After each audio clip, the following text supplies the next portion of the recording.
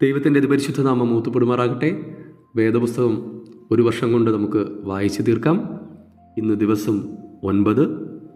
ഉൽപ്പത്തി പുസ്തകം 25-ാമത്തെ അധ്യായം. അബ്രഹാം വേറൊരു ഭാര്യയെ പരിഗ്രഹിച്ചു. അവൾക്ക് കെതൂറ എന്നു പേർ. അവൾ സിമ്രാൻ, യോക്ഷാൻ, മെദാൻ, മിദ്യാൻ, ഇഷ്ബാക്, ശൂവഹ് എന്നിവരെ പ്രസവിച്ചു. യൊക്ഷാൻ ശേബയെയും ദേദാനെയും ജനിപ്പിച്ചു. ദേദാന്റെ പുത്രന്മാർ അശൂരീം, ലത്തൂശീം, ലയുമീം എന്നിവർ. മിദ്യാന്റെ പുത്രന്മാർ ഏഫ, ഏഫേർ, ഹനോക്ക്, അബീദ, എൽദാഗ എന്നിവർ. ഇവരെല്ലാവരും കെതൂറയുടെ മക്കൾ. എന്നാൽ അബ്രഹാം തനിക്കുള്ളതൊക്കെയും ഇസഹാക്കിന് കൊടുത്തു. അബ്രഹാമിനുണ്ടായിരുന്ന വെപ്പാട്ടുകളുടെ മക്കൾക്കോ അബ്രഹാം ദാനങ്ങൾ കൊടുത്തു. താൻ ജീവനോടിരിക്കുമ്പോൾ തന്നെ അവരെ തൻ്റെ മകനായ ഇസ്ഹാക്കിൻ്റെ അടുക്കൽ നിന്ന് കിഴക്ക് ദേശത്തേക്ക് അയച്ചു. അബ്രഹാമിൻ്റെ ആയുഷ്കാലം 175 സംവത്സരമായിരുന്നു. അബ്രഹാം വയോധികനും കാലസമ്പൂർണനുമായി നല്ല വാർദ്ധക്യത്തിൽ പ്രാണനെ വിട്ടു മരിച്ചു. തൻ്റെ ജനത്തോട് ചേർന്നു. അവൻ്റെ പുത്രന്മാരായ ഇസ്ഹാക്കും ഇസ്മായേലും കൂടി മമ്രേക്കരികെ സോഹറിൻ്റെ മകനായ എഫ്രോൻ എന്ന ഹിത്തിൻ്റെ നിലത്ത് മക്പേല ഗുഹയിൽ അവനെ അടക്കം ചെയ്തു. അബ്രഹാം ഹിത്തിരോട് വിലയ്ക്ക് വാങ്ങിയ നിലത്ത് തന്നെ അവിടെ അബ്രഹാമിനെയും അവൻ്റെ ഭാര്യയായ സാറായെയും അടക്കം ചെയ്തു. അബ്രഹാം മരിച്ച ശേഷം ദൈവം അവൻ്റെ മകനായ ഇസ്ഹാക്കിനെ അനുഗ്രഹിച്ചു. ഇസ്ഹാക്ക് ബെല്ലഹയിരോയിക്കരികെ പാർത്തു. സാറയുടെ മിസ്രൈമ ദാസി ഹാഗർ അബ്രഹാമിന് പ്രസവിച്ച മകനായ ഇസ്മായേലിൻ്റെ വംശപാരമ്പര്യം. അവരുടെ വംശാവലി പ്രകാരം പേരായി ഇസ്മായേലിൻ്റെ പുത്രന്മാരുടെ പേരുകൾ ആവിധം. ഇസ്മായേലിൻ്റെ ആദ്യജാതൻ Nebaioth, Kedar, അദ്ബയേൽ, പിബ്ഷാം, Mishma, ദൂമ, മശ, Hadad, തേമ, യദൂർ, Naphish, കേദാമ. 12 പ്രഭുക്കന്മാരായ ഇസ്മായേലിൻ്റെ പുത്രന്മാർ അവരുടെ ഊരുകളിലും പാളയങ്ങളിലും വംശമായി ഇവരാകുന്നു. അവരുടെ പേരുകൾ ഇവ തന്നെ. ഇസ്മായേലിൻ്റെ ആയുഷ്കാലം 137 സംവത്സരമായിരുന്നു. അവൻ പ്രാണനെ വിട്ടു മരിച്ചു. തൻ്റെ ജനത്തോടു ചേർന്നു. ഹവീല തുടങ്ങി അശൂരിലേക്ക് പോകുന്ന വഴിയിൽ മിസ്രയീമിന് കിഴക്കുള്ള ഷൂർ വരെ അവൻ കുടിയിരുന്നു. അവൻ തൻ്റെ സകല സഹോദരന്മാർക്കും എതിരെ പാർത്തു. അബ്രഹാമിൻ്റെ മകനായ ഇസഹാക്കിൻ്റെ വംശപാരമ്പര്യമാവിത്. അബ്രഹാം ഇസഹാക്കിനെ ജനിപ്പിച്ചു.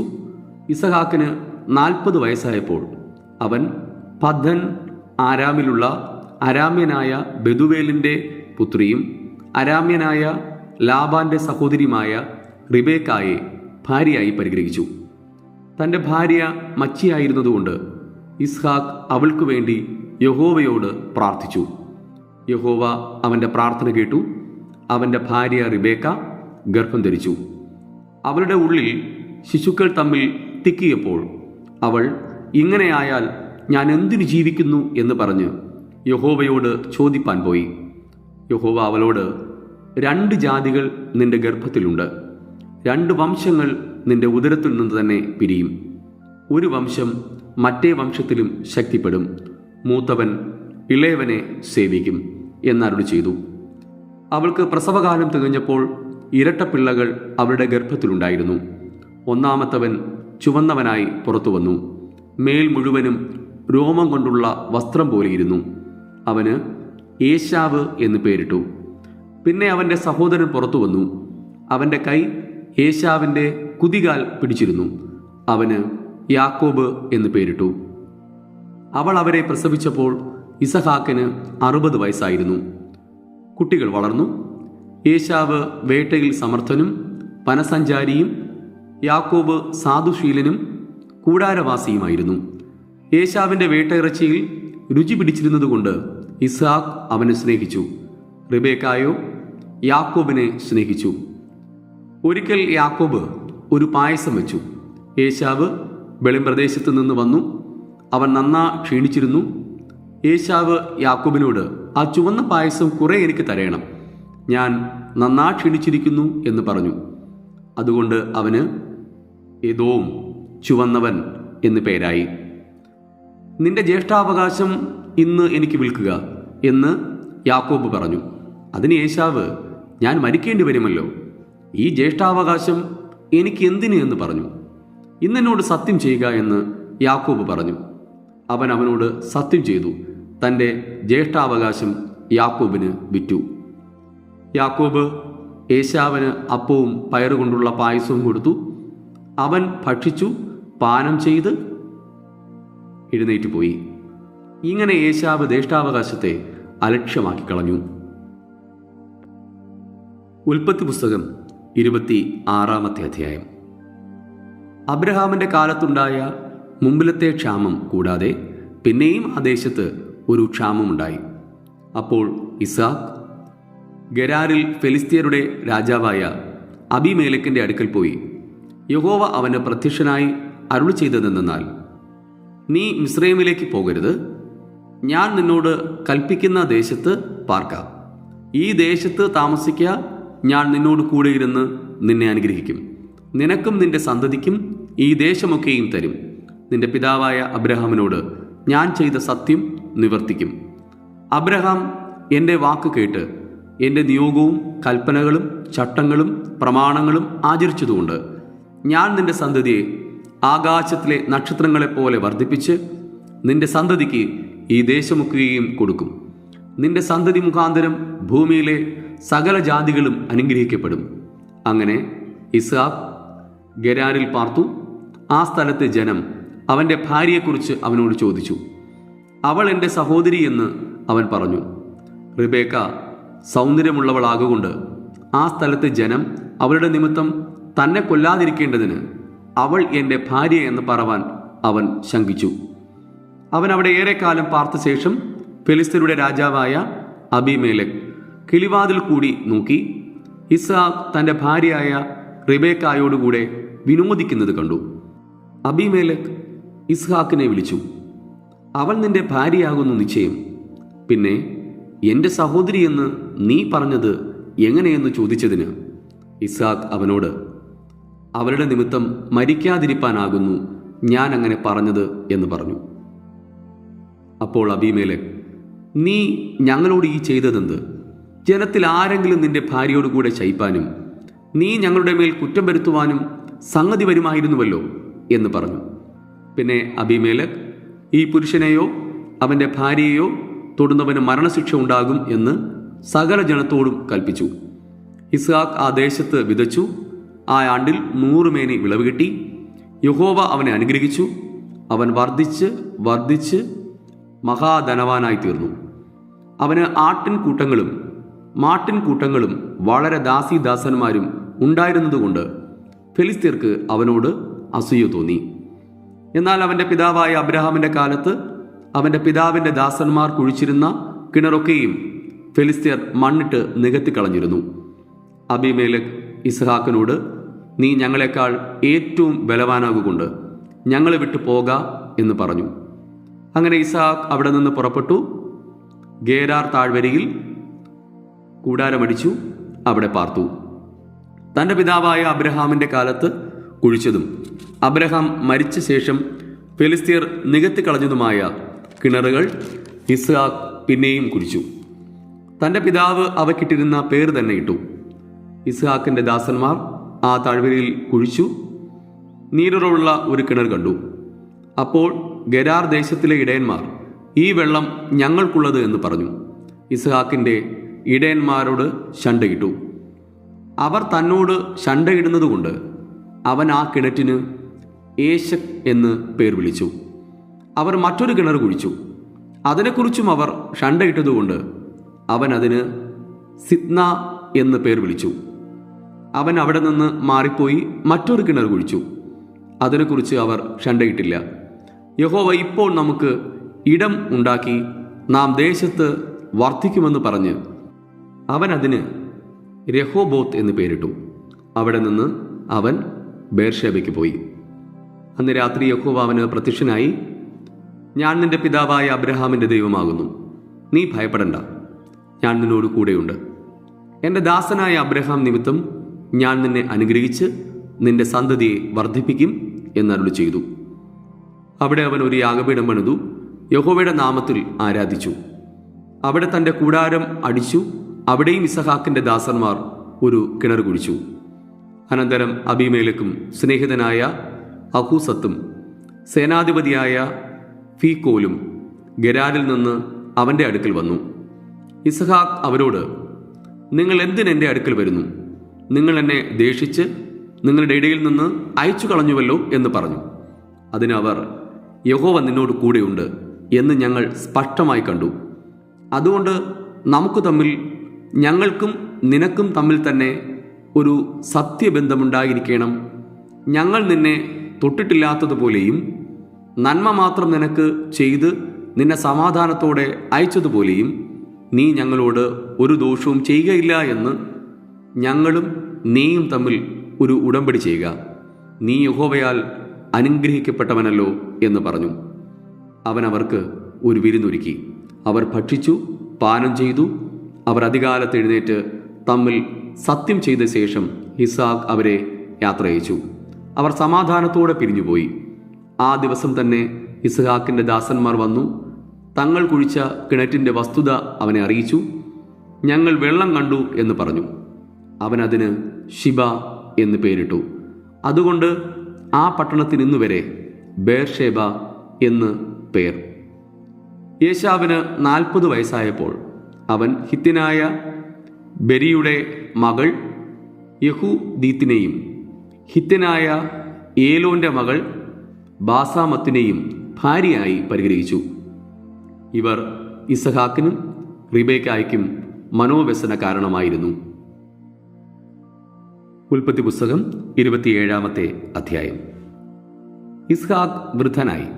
അവൻ്റെ കണ്ണ് കാണുവാൻ വഹിയാതെ വണ്ണം മങ്ങിയപ്പോൾ അവൻ ഒരു ദിവസം മൂത്ത മകനായ ഏശാവിനെ വിളിച്ച് അവനോട്, മകനെ എന്ന് പറഞ്ഞു. അവൻ അവനോട്, ഞാനിതാ എന്ന് പറഞ്ഞു.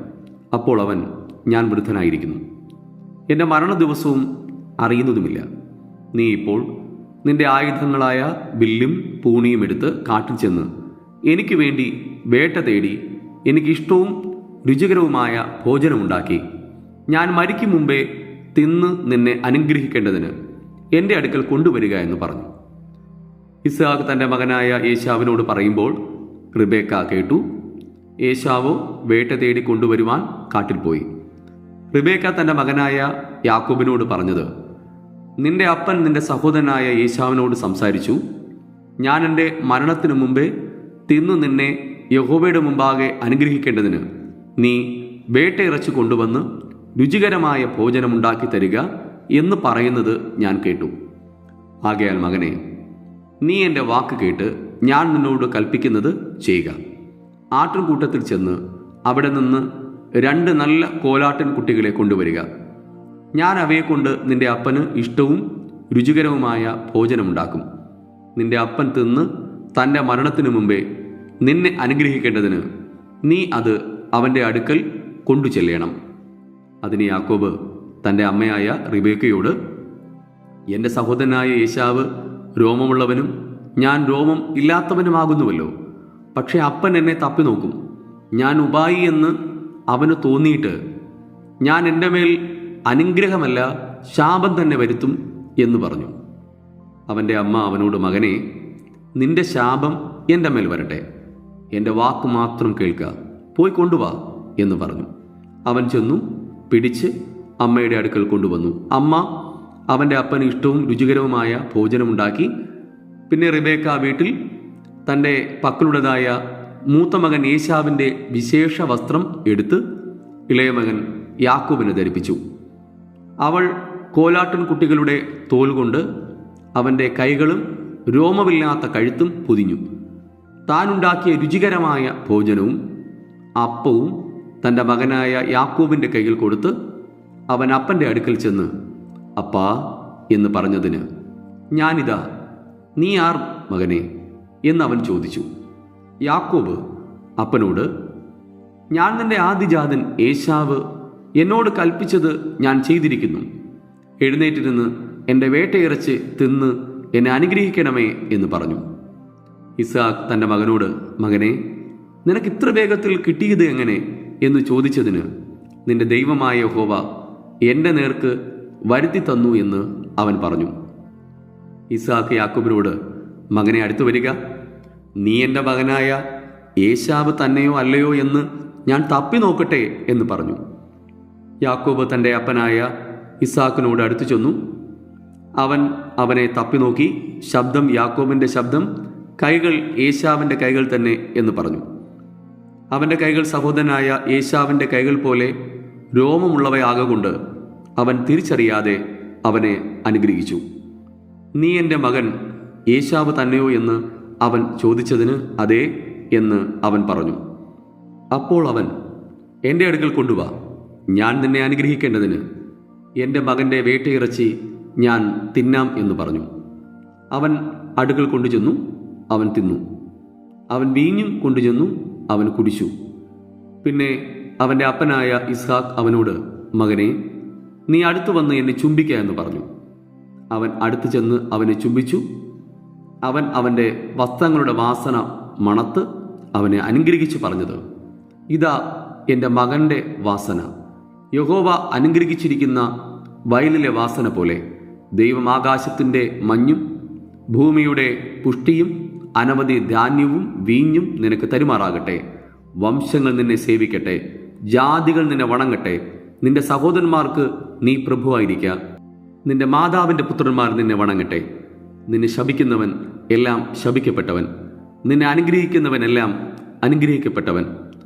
ഇസ്ഹാക്ക് യാക്കോബിനെ അനുഗ്രഹിച്ചു കഴിഞ്ഞപ്പോൾ യാക്കോബ് തൻ്റെ അപ്പനായ ഇസ്ഹാക്കിൻ്റെ മുമ്പിൽ നിന്ന് പുറപ്പെട്ടു. ഉടനെ അവൻ്റെ സഹോദരൻ ഏശാവ് വേട്ട കഴിഞ്ഞ് മടങ്ങി വന്നു. അവനും രുചികരമായ ഭോജനമുണ്ടാക്കി അപ്പൻ്റെ അടുക്കൽ കൊണ്ടുചെന്ന് അപ്പനോട്, അപ്പൻ എഴുന്നേറ്റു, മകൻ്റെ വേട്ടയിറച്ചി തിന്ന് എന്നെ അനുഗ്രഹിക്കണമേ എന്ന് പറഞ്ഞു. അവൻ്റെ അപ്പനായ ഇസ്ഹാക്ക് അവനോട്, നീ ആരെന്ന് ചോദിച്ചതിന്, ഞാൻ നിന്റെ മകൻ, നിന്റെ ആദ്യജാതൻ ഏശാവ് എന്ന് അവൻ പറഞ്ഞു. അപ്പോൾ ഇസ്ഹാക്ക് അത്യന്തം ഭ്രമിച്ചു നടുങ്ങി. എന്നാൽ വേട്ട തേടി എൻ്റെ അടുക്കൽ കൊണ്ടുവന്നവനാർ? നീ വരും മുമ്പേ ഞാൻ സകലവും തിന്ന് അവനെ അനുഗ്രഹിച്ചിരിക്കുന്നു, അവൻ അനുഗ്രഹിക്കപ്പെട്ടവനുമാകും എന്ന് പറഞ്ഞു. ഏശാവ് അപ്പൻ്റെ വാക്ക് കേട്ടപ്പോൾ അതിദുഃഖിതനായി ഉറക്കെ നിലവിളിച്ചു, അപ്പാ, എന്നെയും കൂടെ അനുഗ്രഹിക്കണമേ എന്ന് അപ്പനോട് പറഞ്ഞു. അതിന് അവൻ, നിന്റെ സഹോദരൻ ഉപായത്തോടെ വന്ന് നിന്റെ അനുഗ്രഹം അപഹരിച്ചു കളഞ്ഞു എന്ന് പറഞ്ഞു. ശരി, യാക്കൂബ് എന്നല്ലോ അവൻ്റെ പേർ. 2 പ്രാവശ്യം അവൻ എന്നെ ചതിച്ചു. അവൻ എൻ്റെ ജ്യേഷ്ഠാവകാശം അപഹരിച്ചു. ഇപ്പോൾ ഇതാ എൻ്റെ അനുഗ്രഹവും അപഹരിച്ചു കളഞ്ഞു എന്ന് അവൻ പറഞ്ഞു. നീ എനിക്ക് ഒരു അനുഗ്രഹവും കരുതി വച്ചിട്ടില്ലയോ എന്ന് അവൻ ചോദിച്ചു. ഇസ്ഹാക്ക് ഏശാവിനോട്, ഞാൻ അവനെ നിനക്ക് പ്രഭുവാക്കി, അവൻ്റെ സഹോദരന്മാരെ ഒക്കെയും അവന് ദാസന്മാരാക്കി, അവന് ധാന്യവും വീഞ്ഞും കൊടുത്തു. ഇനി നിനക്ക് ഞാൻ എന്തു തരേണ്ടു മകനെ എന്നുത്തരം പറഞ്ഞു. ഏശാവ് പിതാവിനോട്, നിനക്കൊരു അനുഗ്രഹം മാത്രമേ ഉള്ളുവോ അപ്പാ? എന്നെയും കൂടെ അനുഗ്രഹിക്കണമേ അപ്പാ എന്ന് പറഞ്ഞ് പൊട്ടിക്കരഞ്ഞു. എന്നാറേ അവൻ്റെ അപ്പനായ ഇസ്ഹാക്ക് ഉത്തരമായിട്ട് അവനോട് പറഞ്ഞത്, നിന്റെ വാസം ഭൂമിയിലെ പുഷ്ടി കൂടാതെയും മീതെ ആകാശത്തിലെ മഞ്ഞുകൂടാതെയും ഇരിക്കും. നിന്റെ വാളുകൊണ്ട് നീ ഉപജീവിക്കും. നിന്റെ സഹോദരനെ നീ സേവിക്കും. നിന്റെ കെട്ട് അഴിഞ്ഞു പോകുമ്പോൾ നീ അവൻ്റെ നുകം കഴുത്തിൽ നിന്ന് കുടഞ്ഞു കളയും. തൻ്റെ അപ്പൻ യാക്കോബിനെ അനുഗ്രഹിച്ച അനുഗ്രഹ നിമിത്തം ഏശാവ് അവനെ ദേഷിച്ചു. അപ്പനെക്കുറിച്ച് ദുഃഖിക്കുന്ന കാലം അടുത്തിരിക്കുന്നു. അപ്പോൾ ഞാൻ എൻ്റെ സഹോദരനായ യാക്കോബിനെ കൊല്ലും എന്ന് ഏശാവ് ഹൃദയത്തിൽ പറഞ്ഞു. മൂത്ത മകനായ ഏശാവിൻ്റെ വാക്ക് റിബേക്ക അറിഞ്ഞപ്പോൾ അവൾ ഇളയ മകനായ യാക്കോബിനെ ആളയിച്ച് വിളിപ്പിച്ച് അവനോട് പറഞ്ഞത്, നിന്റെ സഹോദരൻ ഏശാവ് നിന്നെ കൊന്ന് പകവീട്ടുവാൻ ഭാവിക്കുന്നു. ആകയാൽ മകനെ, എൻ്റെ വാക്ക് കേൾക്കാം. നീ എഴുന്നേറ്റ് ഹാരാനിൽ എൻ്റെ സഹോദരനായ ലാബാൻ്റെ അടുക്കിലേക്ക് ഓടിപ്പോക. നിന്റെ സഹോദരൻ്റെ ക്രോധം ശമിക്കുവോളം കുറേ നാൾ അവൻ്റെ അടുക്കൽ പാർക്കാം. നിന്റെ സഹോദരനോട് നിന്നോടുള്ള കോപം മാറി നീ അവനോട് ചെയ്തത് അവൻ മറക്കും വരെ അവിടെ താമസിക്കാം. പിന്നെ ഞാൻ ആളയച്ച് നിന്നെ അവിടെ നിന്ന് വരുത്തിക്കൊള്ളാം. ഒരു ദിവസം തന്നെ നിങ്ങൾ ഇരുവരും എനിക്ക് ഇല്ലാതെയാകുന്നത് എന്തിന്?